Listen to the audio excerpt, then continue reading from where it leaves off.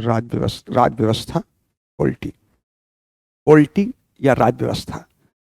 राज व्यवस्था में सबसे महत्वपूर्ण चीज है या सबसे प्राथमिक अवधारणा कहें कि राज व्यवस्था में राज्य क्या है। जब तक हम लोग राज्य को नहीं समझेंगे, स्टेट को नहीं समझे कि स्टेट क्या है, व्हाट इज स्टेट, तब तक हम लोग राज्य व्यवस्था को नहीं समझ सकते हैं। क्योंकि राज्य की व्यवस्था को राज्य व्यवस्था तो कहते हैं, लेकिन राज्य क्या है, जब तक राज्य को नहीं समझेंगे तब तक उसकी व्यवस्था को समझना तो संभव नहीं है।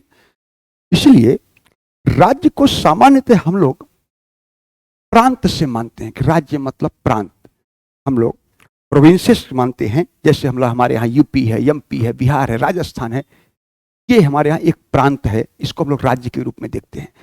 जबकि वास्तविकता में इसका अर्थ किसी प्रांत से न होकर बल्कि किसी भी समाज की पॉलिटिकल स्ट्रक्चर, राजनीतिक संरचना से है। किसी भी समाज की राजनीतिक संरचना से राज्य का संबंध है, न कि राज्य का संबंध यहां प्रांत से है। कन्फर्म बात। लेकिन पॉलिटिकल स्ट्रक्चर से, राजनीतिक संरचना से है। एच.जे. लास्की के अनुसार राज्य व्यवस्था में राज्य क्या है, राज्य स्टेट क्या है, सबसे महत्वपूर्ण प्रश्न है कि राज्य क्या है। हम लोग राज्य का मतलब प्रांत से समझते हैं, प्रोविंसेस से समझते हैं, जैसे उत्तर प्रदेश, मध्य प्रदेश, राजस्थान। जबकि राज्य का संबंध ये नहीं है। राज्य का संबंध किसी प्रांत से न होकर बल्कि समाज की राजनीतिक संरचना से है। एच.जे.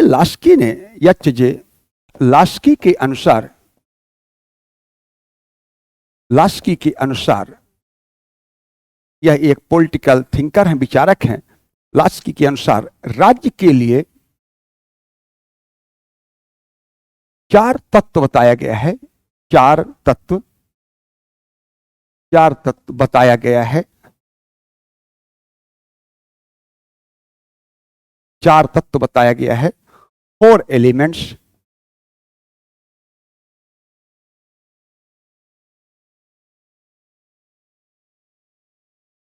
चार तत्व बताया गया है। जनसंख्या,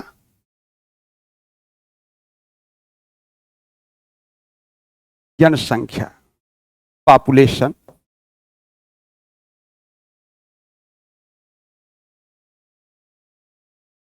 भूभाग, ज्योग्राफिकल एरिया, तीसरा सरकार, गवर्नमेंट,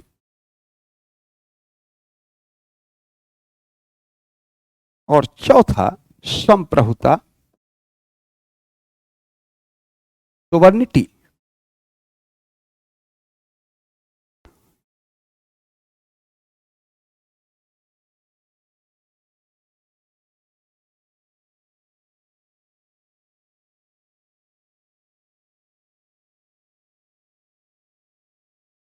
सोवर्निटी राज्य क्या है? तो एच.जे. लास्की के अनुसार राज्य के 4 तत्व बताया गया है। जनसंख्या, राज्य में एक पॉपुलेशन होगी।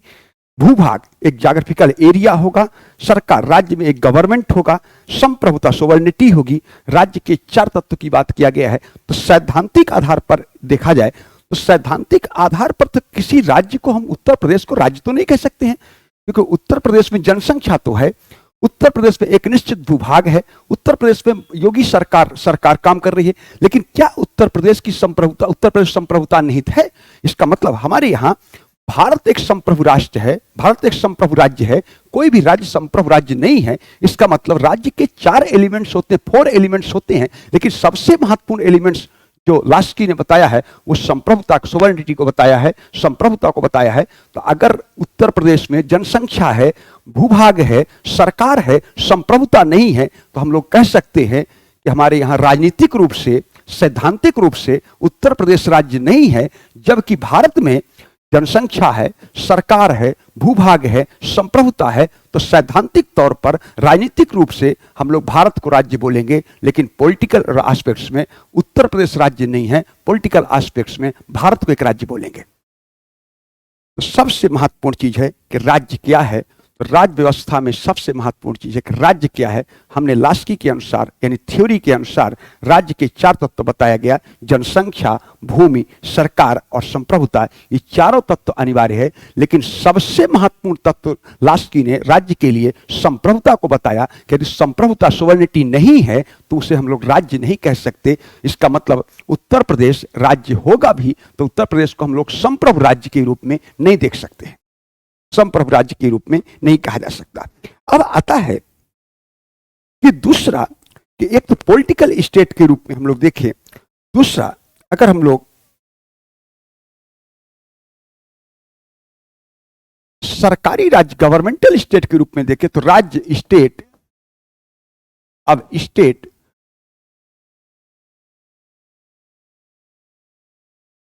दो प्रकार का हो गया। स्टेट हमारे यहां दो प्रकार के हैं, एक राजनीतिक राज्य, राजनीतिक राज्य पॉलिटिकल स्टेट,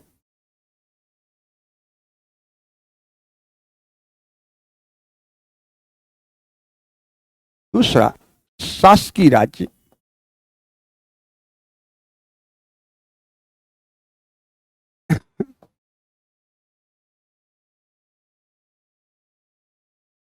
गवर्नमेंटल स्टेट। जो राजनीतिक राज्य की बात करते हैं तो एक सिद्धांत के रूप में, थ्योरी के रूप में देखते हैं, थ्योरी के रूप में, थ्योरी के रूप में राज्य के 4 तत्व हम लोगों ने बताया, देखा, जनसंख्या, भूमि, सरकार और संप्रभुता। जबकि शासकीय भार देखा जाए तो भारतीय संविधान के अनुच्छेद 12 में गवर्नमेंटल स्टेट, शासकीय राज्य की परिभाषा दी गई, शासकीय राज्य की परिभाषा दी गई।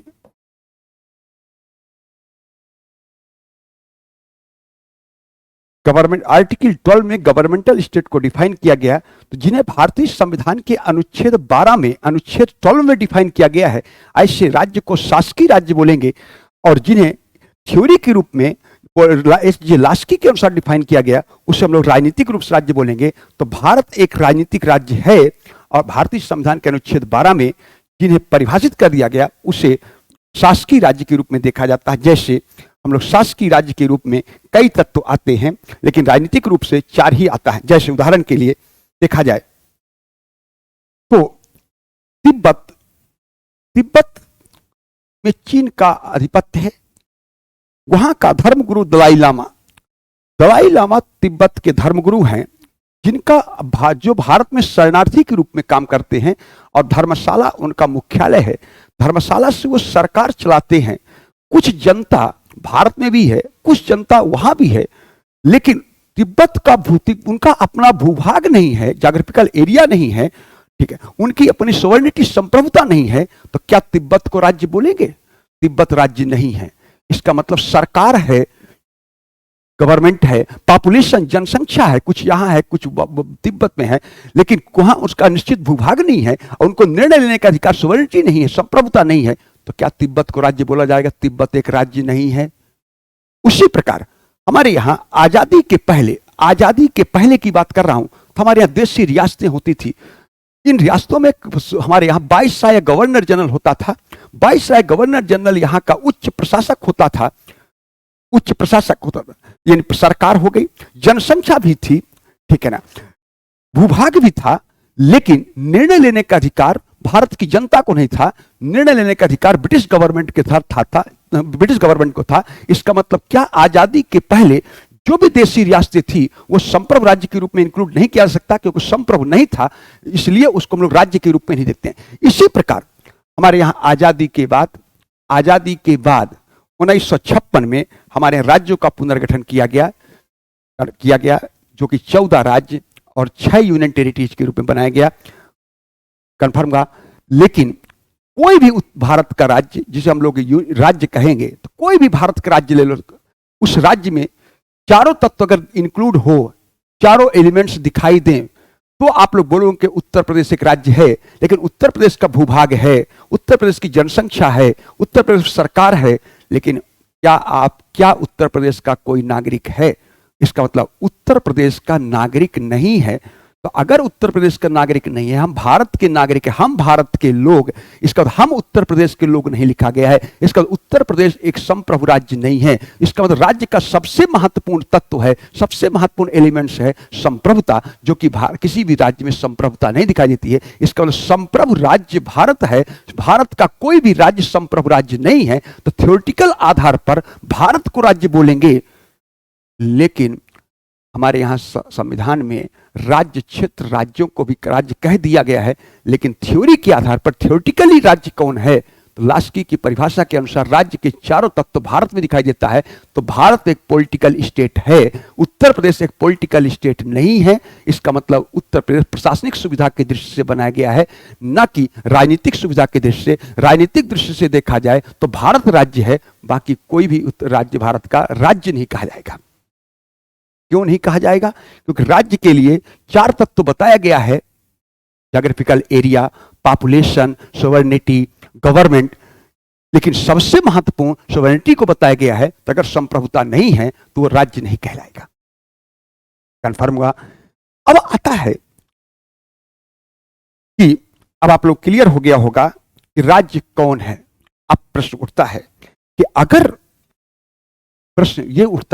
उत्तर प्रदेश राज्य होता, उत्तर प्रदेश राज्य होता, तो फिर राज्य की कुछ कंडीशन होती। सबसे महत्वपूर्ण संप्रभुता होती। हमारे देश में एकल नागरिकता का सिंगल सिटीजनशिप है। हम लोग भारत के नागरिक हैं, इंडियन सिटीजन हैं, किसी राज्य के नागरिक नहीं है। हाँ, इतना हो, हम भारत के नागरिक हैं, अमुक राज्य के निवासी हैं। इसका नागरिकता हमारी भारत की है और डोमिसाइल हमारा अधिवास भिन्न भिन्न है। कोई अधिवास, किसी का डोमिसाइल यूपी है तो किसी का डोमिसाइल एमपी है, किसी का डोमिसाइल राजस्थान है।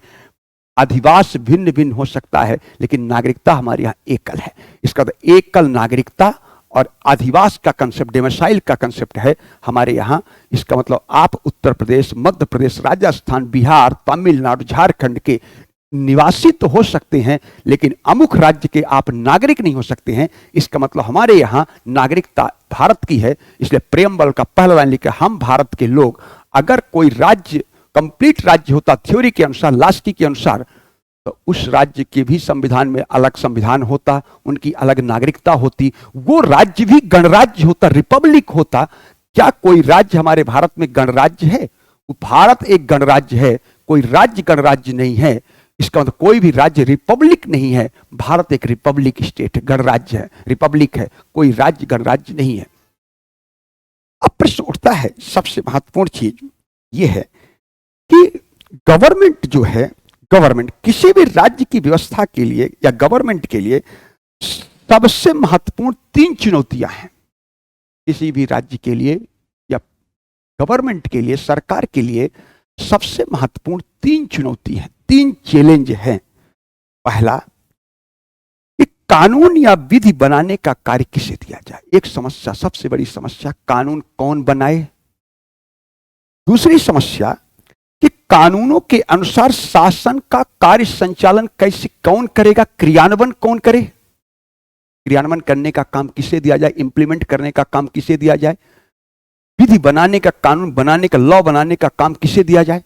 और तीसरी सबसे बड़ी समस्या जो है किसी भी राज्य में, वो होती है कि दो नागरिकों के बीच अगर विवाद हो गया या राज्य नागरिक और सरकार के बीच विवाद होगा, डिस्प्यूट होगा किसी प्रकार का, उस डिस्प्यूट का निपटारा लीगल सिस्टम के तहत, न्यायिक प्रणाली, जुडिशियल सिस्टम से के संचालन की चुनौती किसको दिया जाए। जुडिशियल सिस्टम के तहत चुनौती है। इसका मतलब तीन हमारे पॉलिटी में, हमारे राज्य व्यवस्था में तीन चुनौती दिखाई देती है कि नीति बनाने की चुनौती किसे दिया जाए, क्रियान्वयन करने की चुनौती कौन शासन का संचालन करेगा, और तीसरा जब डिस्प्यूट होगा उस विवाद का निपटारा जुडिशियल सिस्टम के तहत कौन करेगा। ये तीन समस्याएं हैं।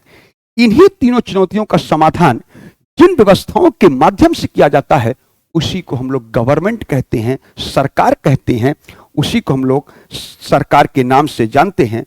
जो कि सरकार के 3 अंग के रूप में, 3 ऑर्गन्स के रूप में जाना जाता है। एक लेजिस्लेचर, दूसरा एग्जीक्यूटिव, तीसरा जुडिशरी। सरकार के 3 अंग के रूप में दिखाई देता है, 3 ऑर्गन्स के रूप में दिखाई देता है। अब आप लोग देखा जाए इस सरकार के कौन कौन से ऑर्गन्स हैं, एक एक करके हम लोग देखें तो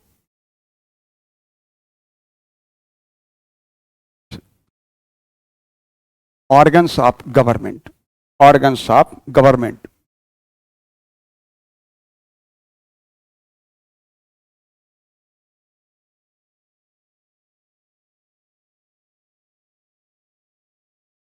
ऑर्गन्स ऑफ गवर्नमेंट सरकार के अंग। इन 3 चुनौती हैं, 3 चुनौती का समाधान करने के लिए ही हमारे यहां शासन व्यवस्था है।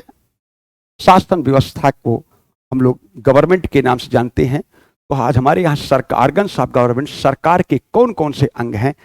तो हमारे यहाँ जब भी सरकार की बात करते हैं तो आर्टिकल 1 में लिखा, सरकार की जब बात करते हैं तो पहले हम लोग संघ और राज्य की बात ना करें, तो सरकार के 3 अंग होते हैं, 3 ऑर्गन्स, 3 ऑर्गन्स ऑफ गवर्नमेंट।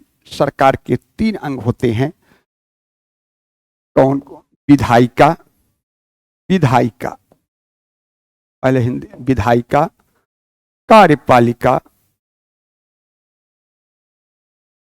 और तीसरा न्यायपालिका।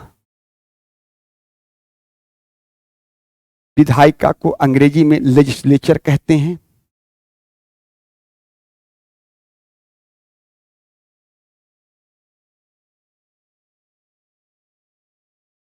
लेजिस्लेचर,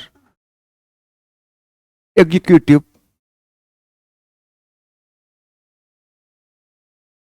और जुडिशरी।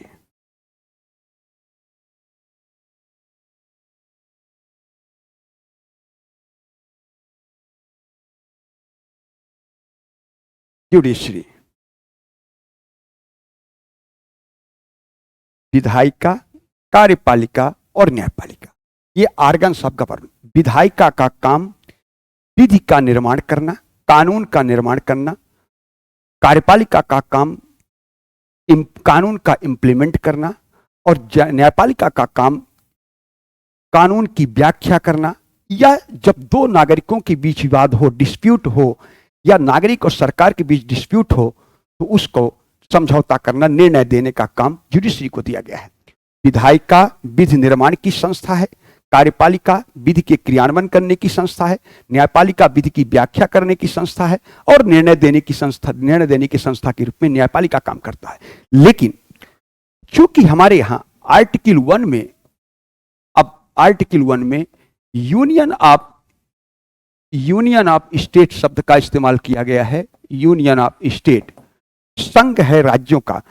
तो हमारे यहां संघ और राज्य के अलावा कुछ नहीं होगा। तो हम लोग इसको बोले कि union government, state government, union legislature, state legislature, union executive, state executive, union judiciary, state judiciary के रूप में जानेंगे। तो इसको हम लोग देखते हैं कि हमारे यहां संघ है राज्यों का, संघ और राज्य के अलावा कुछ नहीं है। तो यूनियन और स्टेट के अलावा कुछ नहीं है। तो हमारे यहाँ कोई पूछे कितनी प्रकार की जुडिशरी है, तो आप बोलेंगे 2 जुडिशरी है, एक यूनियन जुडिशरी, दूसरा स्टेट जुडिशरी। आपसे पूछे कितनी प्रकार के एग्जीक्यूटिव है, तो बोलेंगे 2 ही प्रकार के एग्जीक्यूटिव है, एक यूनियन एग्जीक्यूटिव, एक स्टेट एग्जीक्यूटिव। हमारे यहाँ पूछे कितनी प्रकार के लेजिस्लेचर है, तो आप लोग 2 ही प्रकार के लेजिस्लेचर बोलेंगे, एक यूनियन लेजिस्लेचर, दूसरा स्टेट लेजिस्लेचर। नाम इनका भिन्न भिन्न हो सकता है, लेकिन यह कंसेप्ट हमेशा क्लियर रखें कि संघ और राज्य के अतिरिक्त कुछ नहीं है। तो हमारे यहाँ संघ और राज्य के अतिरिक्त कुछ भी नहीं होगा। तो यूनियन गवर्नमेंट और स्टेट गवर्नमेंट, संघ सरकार, राज्य सरकार के अतिरिक्त कोई तीसरी सरकार नहीं होगी हमारे यहाँ। हमारे यहाँ कितनी प्रकार की सरकार कोई पूछे तो आप लोग यही बताएं कि हमारे यहाँ 2 ही प्रकार की सरकार है, क्योंकि आर्टिकल 1 में यूनियन ऑफ स्टेट लिखा गया है। तो या तो यूनियन गवर्नमेंट होगा, या तो स्टेट गवर्नमेंट होगा, या तो यूनियन जुडिशरी होगा, या तो स्टेट जुडिशरी होगा, या तो यूनियन एग्जीक्यूटिव होगा, या तो स्टेट एग्जीक्यूटिव होगा, या तो यूनियन लेजिस्लेचर होगा, या तो स्टेट लेजिस्लेचर होगा। तीसरा ना कोई लेजिस्लेचर होगा, तीसरा ना कोई एग्जीक्यूटिव होगा, तीसरा ना कोई जुडिशरी होगा। हमारे यहां तीसरी कोई बात नहीं किया गया। अब देखा जाए कि यूनियन लेजिस्लेचर को क्या बोलते हैं। स्टेट लेजिस्लेचर को क्या बोलते हैं, यूनियन जुडिशरी को क्या बोलते हैं, स्टेट जुडिशरी को क्या बोलते हैं, यूनियन एग्जीक्यूटिव को क्या बोलते हैं, स्टेट एग्जीक्यूटिव को क्या बोलते हैं। अब इसके रूप में देखा जाए, इतना समझ में आ रहा होगा। अब हम इसको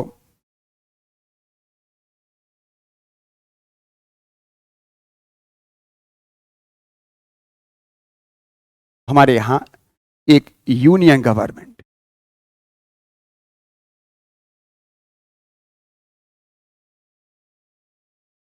यूनियन गवर्नमेंट।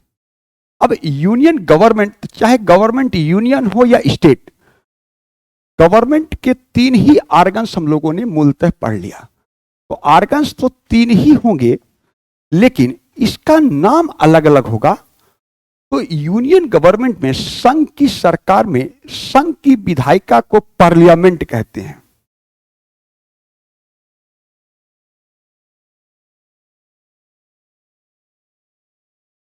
पार्लियामेंट।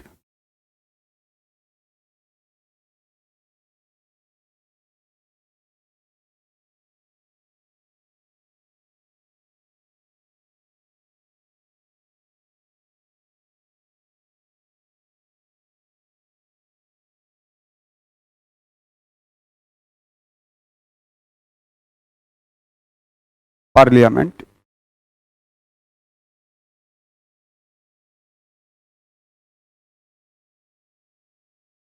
पार्लियामेंट। और संघ की का विधायक, संघ की कार्यपालिका एक्टिविटी भी बोलेंगे।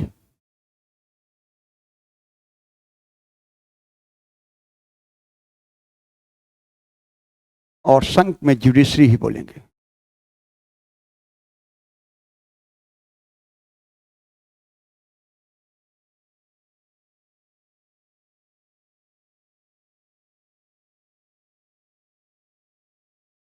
जुडिशरी।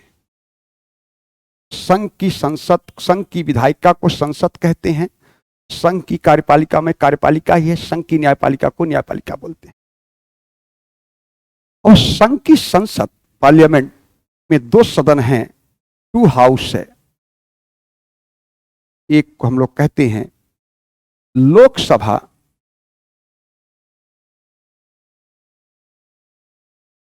लोकसभा, दूसरे कहते हैं राज्यसभा।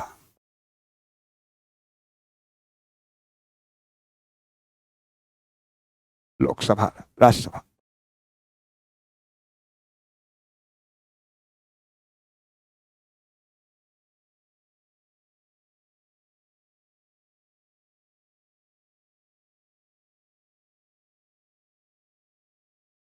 लोकसभा,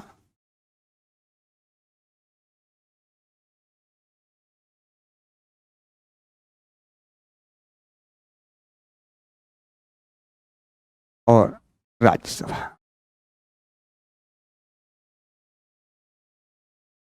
संघ की गवर्नमेंट में, पार्लियामेंट में लोकसभा और राज्यसभा दो सदन है। अब दो सदनी विधायिका हमारे यहां है। आर्टिकल 79 में, आर्टिकल 79 में कहा गया कि संघ के लिए एक संसद होगी, संघ के लिए एक पार्लियामेंट होगी, और हर कंडीशन में संघ के लिए संसद का होना अनिवार्य है। हर कंडीशन में संघ के लिए संसद का होना अनिवार्य है। तो संघ के लिए एक संसद होगी जो कि राष्ट्रपति, प्रेसिडेंट, राज्यसभा और लोकसभा से मिलकर बनी होगी। अब यूपीएससी में क्वेश्चन पूछा गया कि संघ की संसद, पार्लियामेंट, किन किन निकायों से मिलकर बनी है। आप लोग बता देंगे कि संघ की संसद राष्ट्रपति, राज्यसभा और लोकसभा से मिलकर बनी है। अब पहला प्रश्न उठता है कि संघ की संसद में पहला स्थान राष्ट्रपति को दिया गया,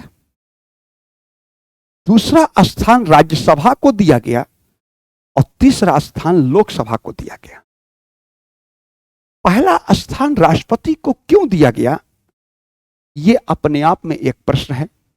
जानना बहुत जरूरी है कि पहला स्थान राष्ट्रपति को ही क्यों? क्योंकि भारत एक गणराज्य है, उस गणराज्य का प्रधान राष्ट्रपति है। दूसरा कारण, भारत में पार्लियामेंट्री सिस्टम है, संसदीय शासन प्रणाली है, और संसदीय शासन प्रणाली वाले देशों में संसद की सर्वोच्चता का सिद्धांत है और संसद का अभिन्न अंग और प्रधान भारत का राष्ट्रपति है। दूसरा कारण। तीसरा, देश में विधि का शासन, रूल ऑफ लॉ है, और सर्वोच्च विधि भारत का संविधान है, इंडियन कॉन्स्टिट्यूशन है, और इंडियन कॉन्स्टिट्यूशन का प्रधान भारत का राष्ट्रपति है। इसलिए संसद में पहला स्थान राष्ट्रपति को दिया गया, दूसरा स्थान राज्यसभा को दिया गया। ऐसा क्यों? क्योंकि आर्टिकल 1 कहता है कि यूनियन ऑफ स्टेट, संघ है राज्यों का। भारत संघ है राज्यों का कब तक? जब तक संघ में राज्य को रिप्रेजेंट करने वाली संस्था राज्यसभा होगी। इसलिए स्ट्रक्चरल फेडरलिज्म के रूप में, संरचनात्मक परिसंघ के रूप में राज्यसभा संसद का अपर हाउस है, तो लोकसभा संसद का लोअर हाउस है। पहला स्थान प्रेसिडेंट को, दूसरा स्थान स्ट्रक्चरल फेडरलिज्म के रूप में अपर हाउस राज्यसभा को, तीसरा स्थान हमारे यहां लोअर हाउस लोकसभा को दिया गया।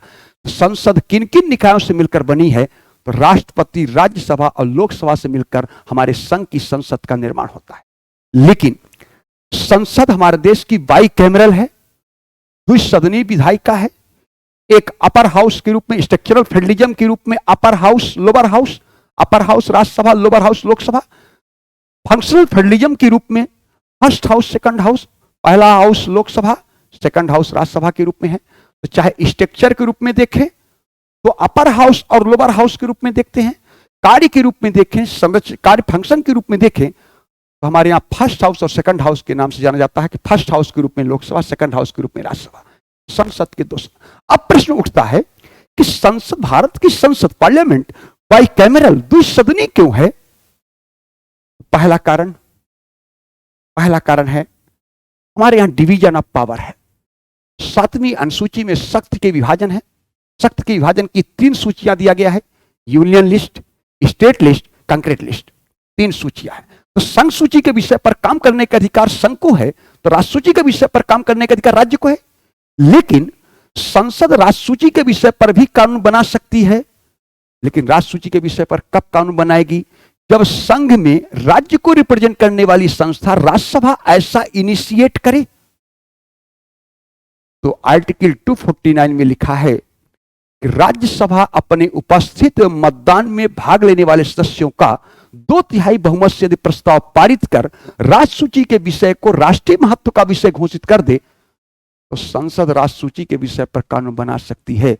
इसलिए राज्य सूची के विषय पर कानून तभी बनाएगी जब राज्यसभा इनिशिएट करेगी। और राज्यसभा किसकी सभा है? राज्यों की सभा है, राज्यों का रिप्रेजेंटेटिव है, और राज्य सूची का पर काम करने का अधिकार राज्य को दिया गया। तो जब तक राज्यों का रिप्रेजेंटेटिव राज्यसभा इनिशिएट नहीं करेगा तब तक संसद राज्य सूची के विषय पर कानून नहीं बना सकते। इसका मतलब यदि आपसे कोई पूछे, प्रीलिम्स में आया है, यूपीएससी प्रीलिम्स में, कि द्विसदनीय विधायिका का कंसेप्ट हमारे यहां कब आया, तो पहले बताएं कि जब से हमारे यहां डिवीजन ऑफ पावर आया होगा। तो भारत में डिवीजन ऑफ पावर कब आया पहली बार? तो 1919 के इंडियन गवर्नमेंट एक्ट, 1919 के इंडियन गवर्नमेंट एक्ट में पहली बार डिवीजन ऑफ पावर का कंसेप्ट आया। तो इसका मतलब 1919 के इंडियन गवर्नमेंट एक्ट के तहत पहली बार भारत में बाइकैमरल द्विसदनीय विधायिका का कंसेप्ट आया होगा। दूसरा पॉइंट, आज हमारे देश में पार्लियामेंट्री सिस्टम है। अब पार्लियामेंट्री सिस्टम वाले देशों की सरकार बहुमत की होगी। अब बहुमत लोअर हाउस लोकसभा में होगा। अगर एक सदन होता केवल लोकसभा, और लोकसभा में सरकार के पास क्लियर कट मेजॉरिटी है, तो क्या प्राइम मिनिस्टर निरंकुश नहीं होता? किसी भी विधेयक को, किसी भी कानून बनाने में सक्षम होता। इसलिए सत्ता का दुरुपयोग करता, निरंकुश होता। तो सरकार की निरंकुशता पर अंकुश लगाने के लिए हमारे यहां राज्यसभा की आवश्यकता पड़ गई कि हमने द्विसदनीय विधायिका बनाया। तीसरा पॉइंट, आर्टिकल 1 में लिखा है कि भारत संघ है राज्यों का। तो संघ है राज्यों का कब तक? जब तक संघ में राज्य को रिप्रेजेंट करने वाली संस्था राज्यसभा होगी। इसीलिए आर्टिकल 83 सब क्लॉज 1 में कहा गया राज्यसभा संसद का स्थायी सदन होगा। इसका मतलब संसद एक परमानेंट हाउस है, स्थायी सदन है। क्यों स्थायी सदन है? क्योंकि अगर राज्यसभा नहीं होगा तो आर्टिकल 1 की पुष्टि नहीं होगी। इसलिए भारत का ढांचा कैसा है? परिसंघीय ढांचा, स्ट्रक्चरल फेडरलिज्म, परिसंघीय ढांचे की पुष्टि करने के लिए राज्यसभा का होना आवश्यक है। चौथी बात, 79 में कहा गया कि संघ के लिए एक संसद होगी, तो हर कंडीशन में संघ के लिए संसद का होना अनिवार्य है। तो जिस समय लोअर हाउस लोकसभा डिजॉल्व होगी, उस समय संघ की संसद को निरंतरता प्रदान करने का काम राज्यसभा करेगा। इसलिए हमारे यहां राज्यसभा को रखा गया। चौथी बात, मान लीजिए देश के बहुत से ऐसे बौद्धिक वर्ग हैं जिन्हें समाज सेवा करने की आवश्यकता है, समाज को भी उनकी सेवा की आवश्यकता है, तो ऐसे व्यक्ति लोकसभा का चुनाव हार जाएगा, लोकसभा का चुनाव नहीं जीत पाएगा, तो संसद में नहीं पहुंचेगा, तो समाज सेवा करने का अवसर नहीं मिलेगा। तो ऐसे योग्य प्रतिभावान व्यक्तियों को समाज सेवा का अवसर प्रदान करने के लिए राज्यसभा की महत्ता को स्वीकार किया गया। इसलिए हमारे देश की संसद कैसी है? द्विसदनीय विधायिका है। द्विसदनीय विधायिका अमेरिका में भी है और हमारे भारत में भी है। इसका मतलब अमेरिका में फेडरल सिस्टम है, हमारे भारत में यूनियन है। इसका मतलब द्विसदनीय विधायिका कहीं ना कहीं फेडरल सिस्टम का उदाहरण है। इसका मतलब फेडरल सिस्टम के लक्षण भारत में द्विसदनीय विधायिका के रूप में भी देखा जा सकता है। तो इस प्रकार हमारे यहां संसद के दो सदन है। अब प्रश्न उठता है, अब दूसरा प्रश्न उठता है कि राष्ट्रपति न तो संसद का सदस्य है, किसी भी सदन का सदस्य नहीं है, न लोअर हाउस में लोकसभा का सदस्य है, न अपर हाउस के रूप में राज्यसभा का सदस्य है। तो राष्ट्रपति न तो संसद का सदस्य है और न ही संसद की गतिविधियों में भाग लेता। इसके बावजूद भी राष्ट्रपति को संसद का अभिन्न अंग और प्रधान बनाया गया।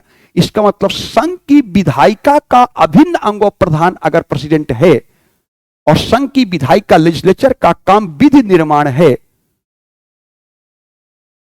कानून बनाने का काम है, उस विधि निर्माण की सर्वोच्च संस्था संसद का प्रधान राष्ट्रपति है, तो मन में प्रश्न आना चाहिए कि संसद का अभिन्न अंग और प्रधान राष्ट्रपति को क्यों बनाया गया।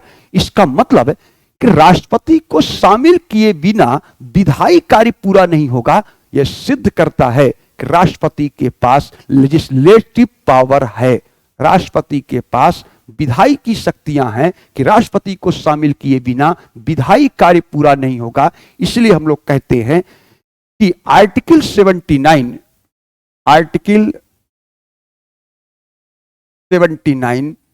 की पुष्टि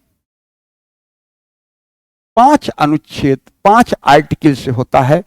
79 की पुष्टि कराने के लिए 5 अनुच्छेद अलग से पढ़ना पड़ता है। Article 85, article 87, article 108, article 111, article 123, ये 5 अनुच्छेद आर्टिकल है। 79 की पुष्टि भारतीय संविधान का, इंडियन कॉन्स्टिट्यूशन का 5 अनुच्छेद मिलकर पुष्टि करता है कि राष्ट्रपति के पास लेजिस्लेटिव पावर है। पहला आर्टिकल 85 दिया गया है, सत्र आहूत करना, सेशन शुरू करना, सेशन को समाप्त करना, लोकसभा को डिजॉल्व करना।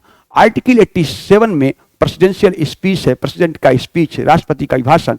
आर्टिकल 108 में हमारे यहां ज्वाइंट सेशन है। आर्टिकल 111 में राष्ट्रपति के पास वीटो पावर है और आर्टिकल 123 में राष्ट्रपति के पास ऑर्डिनेंस पावर है। ये 5 आर्टिकल 79 की पुष्टि करता है। तो मैंने कहा कि राष्ट्रपति न तो संसद का सदस्य है, न ही संसद की गतिविधियों में भाग लेता।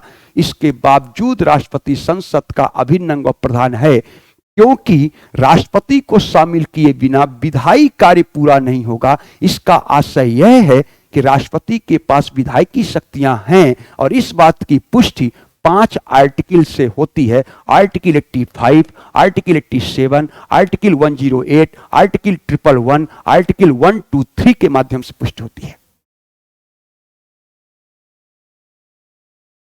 अब यूपीएससी ने मेंस में क्वेश्चन पूछा, जीएस में पॉलिटी में क्वेश्चन पूछा कि राष्ट्रपति के पास विपुल विधायी शक्तियां हैं। इसका राष्ट्रपति के पास बहुत सारी विधायिकी लेजिस्लेटिव पावर हैं। तो अगर आपसे राष्ट्रपति के लेजिस्लेटिव पावर पूछ रहा है तो आप पांचों को लिखेंगे।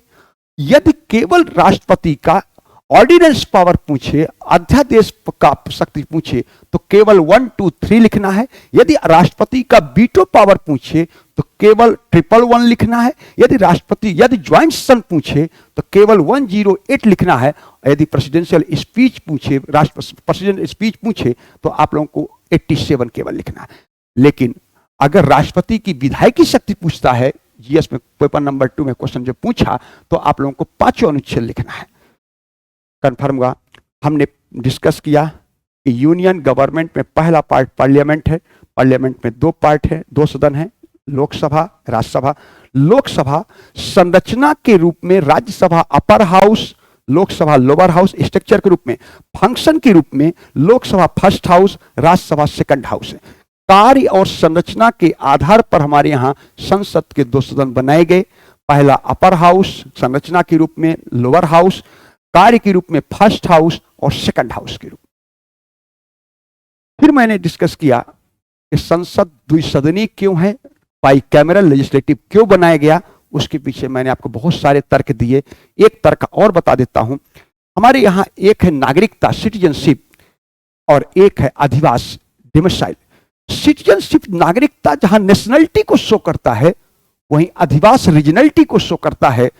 तो नेशनलिटी को रिप्रेजेंट करता है लोकसभा, तो रीजनलिटी को रिप्रेजेंट करता है राज्यसभा। इसलिए भी संसद के 2 सदन हैं। एक रीजनलिटी को रिप्रेजेंट करता है, एक नेशनलिटी को रिप्रेजेंट करता है। नेशनलिटी को रिप्रेजेंट कौन करता है तो बोलेंगे लोकसभा रिप्रेजेंट। रीजनलिटी को रिप्रेजेंट कौन करता है तो बोलेंगे राज्यसभा रिप्रेजेंट करता है। इसका अधिवास को कौन रिप्रेजेंट करता है तो बोलेंगे राज्यसभा रिप्रेजेंट करता है। नागरिकता को कौन रिप्रेजेंट करता है तो बोलेंगे लोकसभा रिप्रेजेंट करता है। इसलिए हमारे संसद के 2 सदन। अब आता है इस संघ की कार्यपालिका, जिसका काम क्रियान्वयन करना है, जिसका काम क्रियान्वयन करना है। तो संघ की कार्यपालिका में हमारे यहां राष्ट्रपति,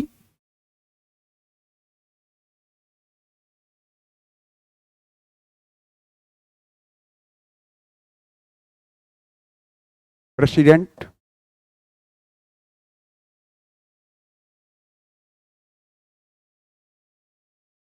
vice president,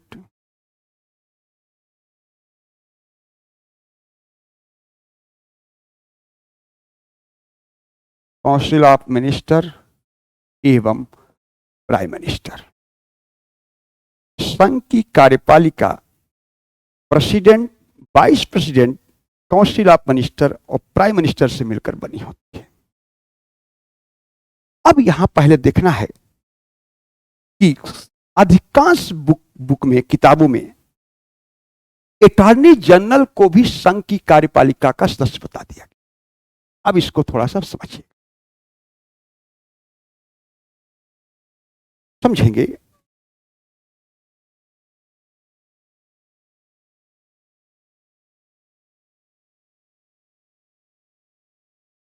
article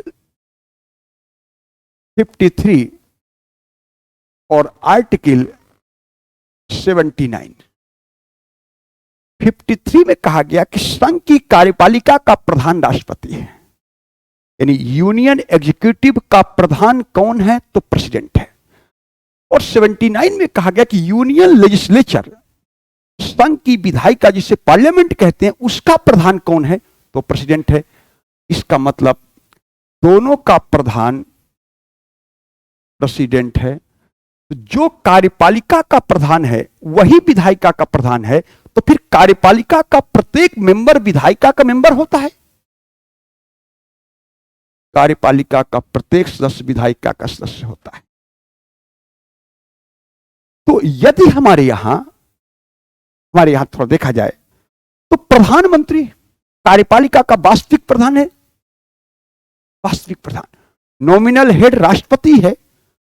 real head हमारे यहां कौन है कार्यपालिका का, तो कार्यपालिका का वास्तविक प्रधान प्रधानमंत्री।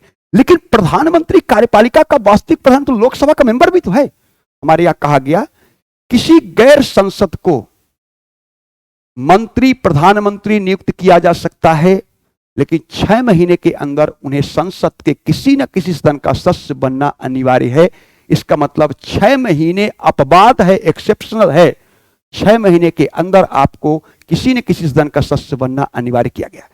अब यदि अटॉर्नी जनरल कार्यपालिका का सदस्य होता, तो दिमाग लगाएं, अगर अटॉर्नी जनरल कार्यपालिका का सदस्य होता तो वो कार्यपालिका का सदस्य अगर होता तो विधायिका का भी सदस्य होता। तो क्या अटॉर्नी जनरल संसद के किसी सदन का सदस्य है? सब लोग जानते हैं अटॉर्नी जनरल संसद के किसी सदन का सदस्य नहीं है, वो संसद का किसी सदन का सदस्य नहीं है। इसीलिए अनुच्छेद 88 में लिखा है, आर्टिकल 88 में लिखा है कि अटॉर्नी जनरल संसद की कार्रवाई में भाग लेगा, चर्चा में भाग लेगा, लेकिन मत विभाजन में भाग नहीं लेगा। उसको वोटिंग राइट्स नहीं दिया गया। क्यों वोटिंग राइट्स नहीं है? जब संसद का सदस्य होगा तभी तो उसको वोटिंग राइट्स प्राप्त होगा। इसका मतलब 88 में साफ लिख दिया गया कि उसको वोटिंग राइट्स नहीं। क्यों वोटिंग राइट्स नहीं? क्योंकि संसद का सदस्य नहीं है। संसद का सदस्य नहीं है तो कार्यपालिका का सदस्य नहीं, क्योंकि कार्यपालिका का सदस्य होता तो संसद का सदस्य अवश्य होता। इसलिए हमने अटॉर्नी जनरल को कार्यपालिका के सदस्य के रूप में नहीं, बल्कि अटॉर्नी जनरल भारत सरकार का विधिक सलाहकार है, भारत सरकार का विधिक अधिकारी है। अटॉर्नी जनरल कार्यपालिका का मेंबर नहीं है। अटॉर्नी जनरल भारत में कार्यपालिका का सलाहकार है, विधिक सलाहकार है, विधिक सलाहकार है, लीगल एडवाइजर है। इसका मतलब एग्जीक्यूटिव मेंबर ऑफ एग्जीक्यूटिव नहीं है, बल्कि वह सलाहकार है, एडवाइजर है। लेकिन ब्रिटेन में जहां से हमने पार्लियामेंट्री सिस्टम लिया है ब्रिटेन से, वहां की कार्यपालिका सम्राट, council of minister, prime minister और अटॉर्नी जनरल से मिलकर बना है। यहां भी है, लेकिन वहां का अटॉर्नी विधि मंत्री, ब्रिटेन का लॉ मिनिस्टर, ब्रिटेन का विधि मंत्री ही ब्रिटेन का अटॉर्नी जनरल है। तो अगर ब्रिटेन का विधि मंत्री है, अटॉर्नी जनरल है, तो ब्रिटेन का विधि मंत्री कार्यपालिका का सदस्य होगा। तो कार्यपालिका का सदस्य होगा तो हाउस ऑफ कॉमन्स का भी सदस्य होगा। तो अगर वो हाउस ऑफ कॉमन्स का सदस्य होगा तो वह चर्चा में भाग लेगा, सदन की कार्रवाई में भाग लेगा, और जब मतदान होगा तो ब्रिटेन के अटॉर्नी जनरल को वोटिंग राइट्स भी मिलेगा। लेकिन भारत के अटॉर्नी जनरल को वोटिंग राइट्स नहीं होगा, क्योंकि वह मेंबर नहीं है। किसका? विधायिका का। तो विधायिका का क्यों मेंबर नहीं है? क्योंकि कार्यपालिका का मेंबर नहीं है। जिसको देखा कार्यपालिका का मेंबर होता तो विधायिका का मेंबर होता, विधायिका का मेंबर होता तो अनुच्छेद 88 में यह नहीं लिखा होता कि उसको वोटिंग राइट्स नहीं होगा। ब्रिटेन और भारत के महान्यायवादी में यही अंतर है। अब प्रश्न उठता है कि आर्टिकल 76 में कहा गया है कि भारत का महान्यायवादी सुप्रीम कोर्ट का जज नियुक्त होने की योग्यता रखने वाले, सुप्रीम कोर्ट का जज नियुक्त होने की योग्यता रखने वाले व्यक्ति को महान्यायवादी नियुक्त किया जाएगा। इसका मतलब उसकी योग्यता सुप्रीम कोर्ट के जज नियुक्त होने की है। हमारे देश में रूल ऑफ लॉ है, विधि का शासन है, और सर्वोच्च विधि भारत का संविधान इंडियन कॉन्स्टिट्यूशन है, और इंडियन कॉन्स्टिट्यूशन का इंटरप्रिटेशन करने वाली सर्वोच्च संस्था सुप्रीम कोर्ट है। इसलिए सुप्रीम कोर्ट के जज नियुक्त होने की योग्यता रखने वाले व्यक्ति को महान्यायवादी बनाया गया, सिद्ध करता कि भारत में विधि का शासन है और सर्वोच्च विधि भारत का संविधान है, और संविधान की व्याख्या करने वाली सर्वोच्च संस्था सुप्रीम कोर्ट है। इसलिए हमारे यहां अटॉर्नी जनरल की योग्यता सुप्रीम कोर्ट के जज नियुक्त होने की रखा गया। कंफर्म हुआ? इसका मतलब भारत सरकार का प्रथम विधिक सलाहकार, फर्स्ट लीगल एडवाइजर, तो बोलेंगे अटॉर्नी जनरल। अटॉर्नी जनरल कार्यपालिका का मेंबर नहीं, अटॉर्नी जनरल कार्यपालिका का अधिकारी है। कैसा अधिकारी है? लीगल है। तो सर्वोच्च विधि क्या है? संविधान है। संविधान की व्याख्या करने वाली सर्वोच्च संस्था सुप्रीम कोर्ट है। इसलिए सुप्रीम कोर्ट के जज नियुक्त होने की योग्यता रखने वाले व्यक्ति को भारत का महान्यायवादी बनाया जाता है। बिल्कुल कंफर्म हो गया होगा। अब अगला आता है, आप लोग जब कार्यपालिका पढ़ते हैं तो कहते हैं कि राष्ट्रपति संघ की कार्यपालिका का नाम मात्र का प्रधान है, नॉमिनल हेड, और मंत्रिपरिषद, council of minister and prime minister संघ की कार्यपालिका का वास्तविक प्रधान है। वास्तविक प्रधान, नाम मात्र की प्रधान राष्ट्रपति, वास्तविक प्रधान रियल एग्जीक्यूटिव, रियल हेड हमारे यहां मंत्रिपरिषद, प्रधानमंत्री, council of minister, prime minister. तो बीच में प्रश्न उठता है कि ये वाइस प्रेसिडेंट कैसे आ गया कार्यपालिका में? राष्ट्रपति, मंत्रिपरिषद, प्रधानमंत्री के बीच में एक उपराष्ट्रपति भी आ गया। अब थोड़ा देखा जाए, हमारे देश में पार्लियामेंट्री सिस्टम है, तो संघ के साथ साथ राज्य में ही पार्लियामेंट्री सिस्टम है। तो किसी राज्य में गवर्नर के बाद क्या डिप्टी गवर्नर है, लेफ्टिनेंट गवर्नर जिसे कहते हैं, उपराज्यपाल? किसी राज्य में राज्यपाल के बाद उपराज्यपाल नहीं है। पार्लियामेंट्री सिस्टम हमने जिस देश से लिया है वो ब्रिटेन है। तो क्या ब्रिटेन में सम्राट के बाद उपसम्राट है? कहीं नहीं है, सम्राट ही है, उपसम्राट नहीं है। हमारे किसी राज्य में राज्यपाल के बाद उपराज्यपाल नहीं है। तो संघ में राष्ट्रपति, यूनियन में, संघ में राष्ट्रपति के बाद उपराष्ट्रपति क्यों? क्योंकि भारत एक गणराज्य है। नाम सुना होगा, भारत एक रिपब्लिक है। कोई राज्य गणराज्य नहीं है और ब्रिटेन भी गणराज्य नहीं है। तो भारत एक गणराज्य है और आर्टिकल 52 में लिखा है, आर्टिकल 52 में लिखा है संघ के लिए एक राष्ट्रपति का होना अनिवार्य है। राष्ट्रपति, प्रेसिडेंट का होना अनिवार्य है।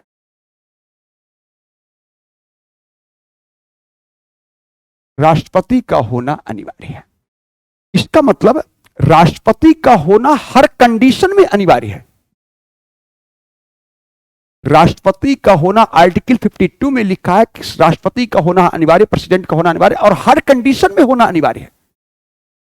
अब दिमाग लगाएं, 4 ऐसे कारण हैं जहां राष्ट्रपति का पद रिक्त हो सकता है। रिक्त हो सकता है। राष्ट्रपति की यदि मृत्यु हो गई तो पद रिक्त होगा। राष्ट्रपति पर महाभियोग प्रस्ताव, इंपीचमेंट मोशन लगा करके हटा देंगे तो पद रिक्त होगा। राष्ट्रपति रिजिग्नेशन दे दे तो पद रिक्त हो सकता है। यदि राष्ट्रपति बीमार पड़ गया तो भी छुट्टी लेकर पदमुक्त हो सकता है। और हर कंडीशन में राष्ट्रपति को होना अनिवार्य है। तो जिस समय भारत का राष्ट्रपति नहीं होगा उस समय उपराष्ट्रपति भारत के राष्ट्रपति के रूप में कार्य करेगा। इसका मतलब जिस समय राष्ट्रपति नहीं होगा तभी उपराष्ट्रपति राष्ट्रपति के रूप में काम करेगा। ये पहला कारण। दूसरा कारण, राष्ट्रपति के पद, उपराष्ट्रपति का पद, वाइस प्रेसिडेंट का जो पद है, उस पद के रूप में कोई औपचारिक वर्क नहीं है। उपराष्ट्रपति के पद के रूप में उपराष्ट्रपति का कोई औपचारिक वर्क नहीं है। उपराष्ट्रपति कहा क्यों रखा? क्योंकि जब राष्ट्रपति नहीं होगा तो उपराष्ट्रपति राष्ट्रपति के रूप में काम करेगा। कोई औपचारिक वर्क नहीं है उपराष्ट्रपति का उस पद के रूप में। जब उस पद के रूप में कोई वर्क ही नहीं है उपराष्ट्रपति के पद के रूप में, तो आप लोग याद पढ़े होंगे, तो उपराष्ट्रपति एक ऐसा पदाधिकारी है जिसको उस पद के रूप में वेतन नहीं मिलता, क्योंकि उस पद के रूप में उसका कोई औपचारिक वर्क नहीं है। तो लोक प्रशासन का नियम कहता है कि नो वर्क नो पेमेंट। अगर उस पद के रूप में कोई वर्क नहीं है आपका, तो उस पद के रूप में आपको वेतन नहीं मिलेगा। इसलिए उपराष्ट्रपति का वेतन उपराष्ट्रपति के पद के रूप में नहीं मिलता है। दूसरा, यदि उपराष्ट्रपति का उपराष्ट्रपति के पद के रूप में औपचारिक कार्य होता, वर्क होता, तो उसको भी सहायता और सलाह देने के लिए उपराष्ट्रपति सचिवालय होता। हमारे यहां राष्ट्रपति को सहायता देने के लिए राष्ट्रपति सचिवालय है, मंत्रिमंडल को सहायता देने के लिए मंत्रिमंडलीय सचिवालय है, मंत्रियों को सहायता देने के लिए सेंट्रल सेक्रेटरिएट केंद्रीय सचिवालय है, राज्यसभा को सचिवालय सहयोग देने के लिए राज्यसभा सचिवालय है, लोकसभा को सहयोग देने के लिए लोकसभा सचिवालय है। लेकिन प्रधानमंत्री को दिन प्रतिदिन के मामलों में सहयोग देने के लिए प्राइम मिनिस्टर ऑफिस है। लेकिन कहीं आपने उपराष्ट्रपति सचिवालय नहीं पढ़ा होगा। इसका मतलब उपराष्ट्रपति के पद के रूप में कोई औपचारिक वर्क नहीं है, इसलिए उपराष्ट्रपति के पद के रूप में उसको वेतन नहीं मिलता। और उपराष्ट्रपति के पद के रूप में कोई औपचारिक वर्क नहीं है, इसलिए उसको सहयोग देने के लिए, सहायता देने के लिए कोई वाइस प्रेसिडेंट सेक्रेटरिएट नहीं है, उपराष्ट्रपति सचिवालय नहीं है। इसका मतलब इस पद का कोई औपचारिक वर्ग नहीं। तब प्रश्न उठता है कि फिर इसको रखा क्यों गया? तो अनुच्छेद 52 में लिखा, 52 में लिखा है कि एक राष्ट्राध्यक्ष राष्ट्रपति का होना हर कंडीशन अनिवार्य है, देश के गार्जियन का होना हर कंडीशन अनिवार्य है, संवैधानिक प्रधान का होना हर कंडीशन अनिवार्य है। अगर देश में गार्जियन नहीं होगी तो देश में अराजकता की स्थिति आ जाएगी। इसलिए उस अराजकता से बचाने के लिए हमारे यहां एक राष्ट्रपति गार्जियन का होना अनिवार्य। तो जिस समय राष्ट्रपति नहीं होगा तो उपराष्ट्रपति राष्ट्रपति के रूप में काम करेगा, ताकि देश में किसी भी प्रकार की अराजकता की स्थिति ना आए। फिर प्रश्न उठता है, जब इसका कोई औपचारिक वर्ग नहीं है तो फिर यह चुना क्यों गया? उपराष्ट्रपति का भी चुनाव होता है, चुना हुआ है, क्योंकि भारत एक गणराज्य है, रिपब्लिक है, रिपब्लिक स्टेट है, गणराज्य है, गणतांत्रिक व्यवस्था हमारे भारत में है। गणराज्य, रिपब्लिक, समझ में आ रहा? राज्य किसका है? गण का। गण मीन्स जनता। इसलिए राष्ट्रपति के चुनाव में जो व्यक्ति प्रत्यक्ष या अप्रत्यक्ष रूप से जनता को प्रतिनिधित्व नहीं करता, जनता का रिप्रेजेंट नहीं करता, जनता को रिप्रेजेंट नहीं करता, जनता का पीपुल्स रिप्रेजेंटेटिव नहीं है, जनप्रतिनिधि नहीं है, वो व्यक्ति राष्ट्रपति के चुनाव में भाग नहीं लेता है। इसलिए आप लोगों ने पढ़ा होगा राष्ट्रपति के चुनाव में नॉमिनेटेड पर्सन, मनोनीत सदस्य भाग नहीं लेता। गणराज्य है, गणराज्य का प्रधान राष्ट्रपति हमेशा चुना हुआ होना चाहिए। तो जब उपराष्ट्रपति राष्ट्रपति के रूप में काम करेगा तब भी भारत गणराज्य होना चाहिए। तो भारत गणराज्य कब होगा? जब उपराष्ट्रपति भी चुना हुआ हो, तभी भारत गणराज्य होगा। इसलिए गणराज्यिक व्यवस्था होने के कारण हमारे यहां उपराष्ट्रपति को भी चुना हुआ बनाया गया, चुना हुआ रखा गया। कंफर्म हो गया? उपराष्ट्रपति भी चुना हुआ है, क्योंकि जब उपराष्ट्रपति राष्ट्रपति के रूप में काम करेगा तो उस समय भारत क्या होगा? एक गणराज्य होगा। कंफर्म हुआ? इसका मतलब हमारे यहां मैंने ये बताया कि उपराष्ट्रपति क्यों है हमारे यहां, उपराष्ट्रपति का क्या महत्व है, इंडियन पॉलिटी में उपराष्ट्रपति का, वाइस प्रेसिडेंट का क्या इंपैक्ट है, ये मैंने बताया। दूसरा, हम लोगों ने कहा कि हमारे यहां कार्यपालिका का member of executive attorney general of India नहीं है, कार्यपालिका का लीगल एडवाइजर है। अगर वो मेंबर ऑफ एग्जीक्यूटिव होता तो कार्यपालिका का प्रत्येक सदस्य विधायिका का सदस्य होता है, मेंबर ऑफ लेजिस्लेटिव होता है, लेकिन वो विधायिका का सदस्य नहीं है। इसीलिए आर्टिकल 88 में लिखा है संसद कार्रवाई में भाग लेगा, चर्चा में भाग लेगा, लेकिन मत विभाजन में भाग नहीं लेगा। इसलिए हमारे यहां दो प्रकार की कार्यपालिका है।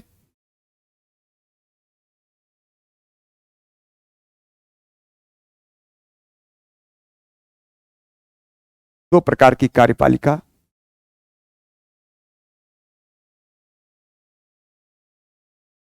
एक nominal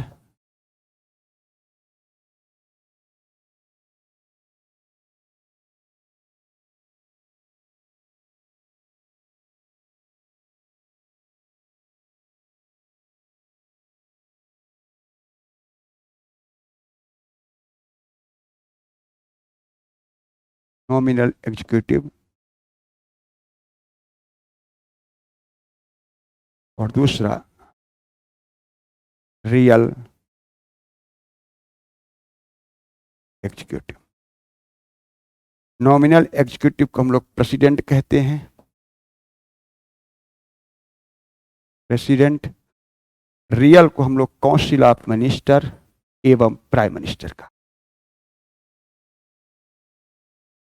real executive, council of minister एवं प्राइम मिनिस्टर। अब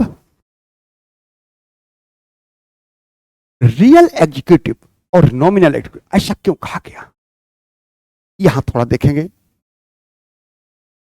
एक आर्टिकल 77 है और एक आर्टिकल 75 सब क्लाज 3 है।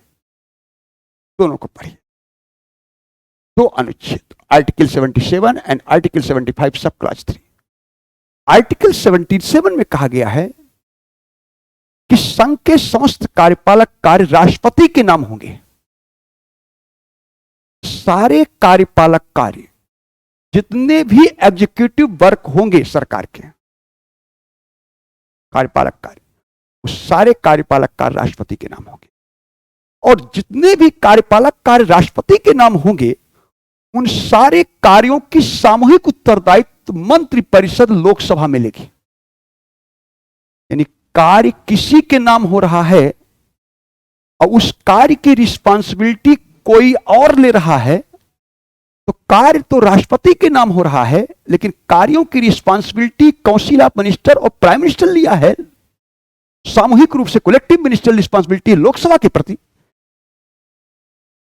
तो पब्लिक एडमिनिस्ट्रेशन का सिद्धांत कहता है कि रिस्पांसिबिलिटी के अकॉर्डिंग अथॉरिटी होगी।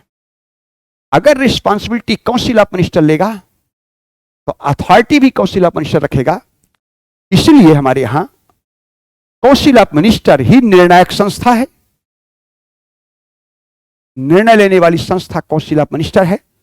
वास्तविक सत्ता किसके पास है, रियल में पावर, रियल अथॉरिटी किसके पास है, तो काउंसिल ऑफ मिनिस्टर के पास है। नॉमिनल अथॉरिटी किसके पास होगी, तो राष्ट्रपति के पास होगी। ये हमारे यहां व्यवस्था है। इसलिए हमने कार्यपालिका को दो पार्ट में डिवाइड कर दिया, nominal head, real head. Nominal head president, real head council of minister, prime minister. अब रियल हेड भी दो प्रकार का होता है।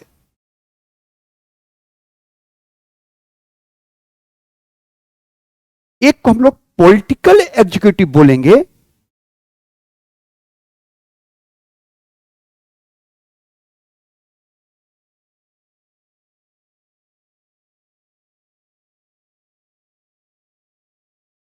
पॉलिटिकल एग्जीक्यूटिव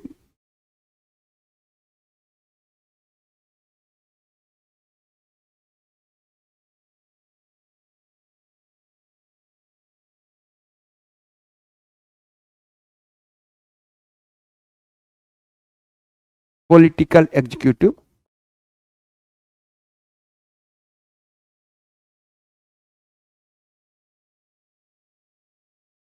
और दूसरा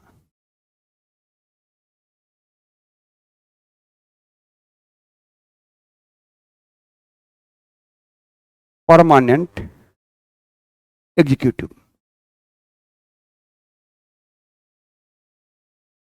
परमानेंट एग्जीक्यूटिव, रियल एग्जीक्यूटिव भी दो प्रकार के, पॉलिटिकल एग्जीक्यूटिव, दूसरा permanent executive. Real executive, political executive में council of minister, prime minister आ जाएगा। परमानेंट एग्जीक्यूटिव, स्थायी कार्यपालिका में हमारे यहां ब्यूरोक्रेसी आता है, पब्लिक सर्वेंट आता है, जिसमें IAS, IPS, IFS, central secretariat services अधिकारी आते हैं। उन सबको, यानी जो आप लोग बनने जा रहे हैं, वो परमानेंट एग्जीक्यूटिव के रूप में जाना जाता है, जिसमें हम लोग सिविल सेवाएं, लोक सेवाएं, नौकरशाही के रूप में जानते हैं, ब्यूरोक्रेट्स के रूप में जानते हैं। यह कार्यपालिका है यूनियन की, यह विधायिका है संघ की। संघ की न्यायपालिका को सुप्रीम कोर्ट कहते हैं। संघ की न्यायपालिका को सुप्रीम कोर्ट कहा जाता है। तो संघ यूनियन गवर्नमेंट है, उसके तीन ही ऑर्गन्स होंगे, ये कन्फर्म है। पार्लियामेंट का काम कानून बनाना है, ये लेजिस्लेचर है, ये एग्जीक्यूटिव है, ये जुडिशरी है। यूनियन लेजिस्लेचर यानी संघ की संसद के दो सदन हैं, एक लोअर हाउस के रूप में लोकसभा, अपर हाउस के रूप में राज्यसभा, फर्स्ट हाउस के रूप में लोकसभा, सेकंड हाउस के रूप में राज्यसभा। एग्जीक्यूटिव में president, vice president, council of minister है। मैंने बोला attorney general of India executive का पार्ट नहीं है। क्यों नहीं है, मैंने क्लियर कर दिया। वाइस प्रेसिडेंट क्यों रखा गया, यह भी मैंने क्लियर किया। वाइस प्रेसिडेंट को वेतन उस पद के रूप में क्यों नहीं मिलता, यह भी क्लियर किया, क्योंकि उस पद के रूप में उसका कोई औपचारिक वर्क नहीं है। फिर वाइस प्रेसिडेंट क्यों रखा गया, यह भी हमने क्लियर किया, क्योंकि राष्ट्राध्यक्ष राष्ट्रपति का होना हर कंडीशन अनिवार्य है। और तो जब राष्ट्रपति नहीं होगा तो उपराष्ट्रपति राष्ट्रपति के रूप में काम करेगा। तो राष्ट्रपति भारत का गणराज्य का प्रधान है, चुना हुआ जनता के द्वारा है, ना सही डायरेक्ट इनडायरेक्ट चुना हुआ है। इसका मतलब जब उपराष्ट्रपति राष्ट्रपति के रूप में काम करेगा तब भी भारत गणराज्य होगा, इसलिए उपराष्ट्रपति भी हमारे चुना हुआ है। फिर कार्यपालिका दो प्रकार की है, nominal executive, real executive, nominal president, real में council of minister, prime minister. फिर रियल एग्जीक्यूटिव फिर दो प्रकार का, अगेन पॉलिटिकल एग्जीक्यूटिव और परमानेंट। पॉलिटिकल एग्जीक्यूटिव में यही आता है, परमानेंट एग्जीक्यूटिव में ब्यूरोक्रेसी आता है। यूनियन जुडिशरी को सुप्रीम कोर्ट कहते हैं, यूनियन जुडिशरी को सुप्रीम कोर्ट कहा जाता है। आज का क्लास यही होगा।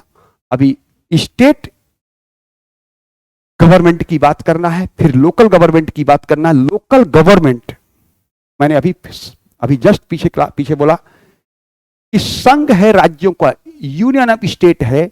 संघ और राज्य के अतिरिक्त जब कुछ नहीं है तो तीसरी कोई भारत में सरकार नहीं होगी। तो फिर आप पूछ सकते हैं कि लोकल गवर्नमेंट में गवर्नमेंट ही लिखा है, एक्चुअल लोकल एडमिनिस्ट्रेशन लिखा है, और लोकल एडमिनिस्ट्रेशन एक स्टेट लिस्ट का सब्जेक्ट है।